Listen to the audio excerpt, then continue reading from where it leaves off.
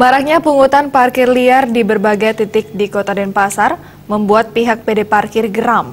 Menyikapi persoalan itu, PD Parkir akan melakukan penertiban dan pembinaan untuk mengurangi aktivitas penguatan parkir liar. Direktur Utama PD Parkir Kota Denpasar Nyoman Gede Sudiantara mengatakan pungutan parkir liar di Kota Denpasar semakin marak terjadi. Biasanya pungutan parkir liar di backup oleh Desa Pakraman atau Banjar dengan tujuan meningkatkan pendapatan desa.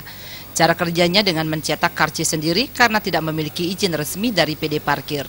Aktivitas ilegal itu berdampak terjadinya penurunan pendapatan asli daerah secara signifikan. Untuk memutus mata rantai pungutan parkir liar, PD Parkir Kota Denpasar berencana melakukan penertiban. Beberapa dinas terkait pun akan ikut dilibatkan seperti Dinas Perhubungan dan Satpol PP.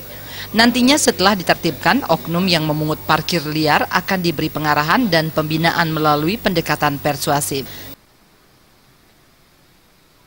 Yang melakukan pemungutan parkir tidak dikerjasamakan kepada kami, akan kami lakukan langkah-langkah pembinaan yang bila tidak tetap tidak bisa diterima atau diakomodir kebijakan atau keputusan PD Parkir Kota Denpasar, kami akan melakukan tindakan-tindakan hukum.